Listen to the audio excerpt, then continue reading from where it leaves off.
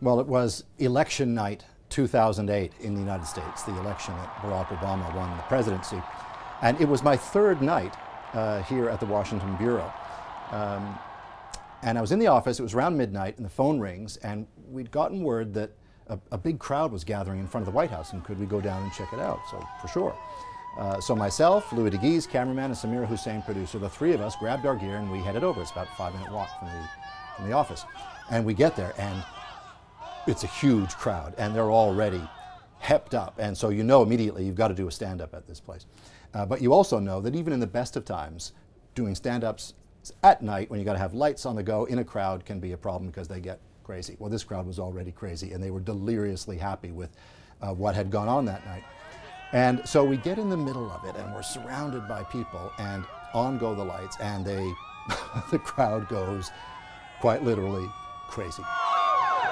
Yeah, Peter, I'm in front of the White House. It's kind of hard to describe the atmosphere other than spectacularly happy. And I'm talking away, and this young woman next to me, like, gives me a hug, and then she kisses on the cheek, and she grabs my mouth like this, and it's all I can do to stay focused, to keep talking, because I've got to do my job.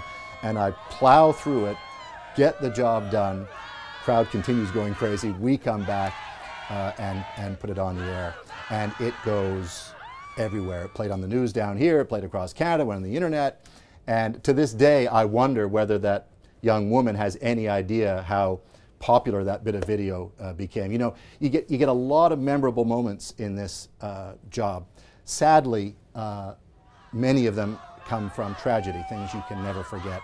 This was a moment I will never forget at CBC News, and I'm happy to say it was a fantastically happy moment, and those are terrific ones to remember. I sort of flashed back to when I was a local reporter in Vancouver, and you know, in my mind I was 12. You know, it was like my second or third story, and I got assigned to do a story about transsexuals who needed to have their silicone breast implants removed because they were leaking and getting infected, and they were really having a difficult time with this because for them it wasn't a health issue as much as it was an identity issue. Did they take them out or not? I think being a flat-chested biological woman is one thing, but being a flat-chested transsexual woman is absolutely another thing. And so I met with a group of these women at their apartment, and you know, I was really, really very nervous, and I was about 12, and for no apparent reason in the middle of the interview, all of a sudden this one woman, Jamie, stopped and said, have you ever considered breast implants? You ever contemplated breast implants? No, no. No. How about you, Al? No implant, no.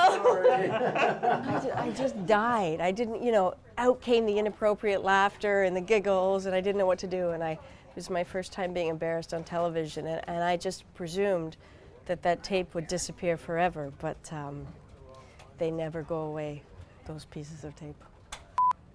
Yeah, I'm talking about boobs. Yes. Maybe 15 years later, I'm in London doing a story about Second Life, which is, you know, this virtual world in which you need avatars to move around. And so the company that we were highlighting said, you know, we'll show you how it works, we'll make you an avatar. We'll call her Truly Magnolia, which seems like some sort of stripper name. Don't know why that happened. And all of a sudden, on this huge screen, they revealed Truly. And I was at a loss because, as I said on camera, she's she's stacked, Nick.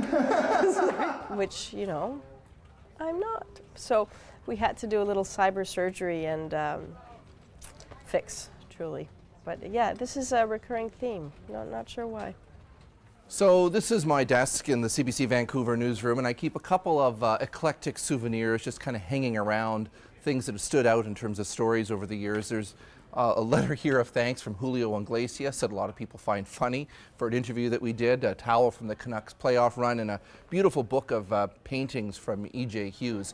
But one of the more interesting things that's closest to my heart, literally, is this undershirt. Now, it promises to enhance whoever wears it, kind of like a male girdle in a way. Well, our assignment editor, Brenda Murray, had this great idea that it would be funny television if we did a piece on a girdle for men. So we did it. It compresses, your lower abdomen area. First, women got the Wonder Bra. Now, after decades of stagnation in the development of men's underwear, comes the Wonder Shirt. It almost, in a way, sounds a bit like a girdle.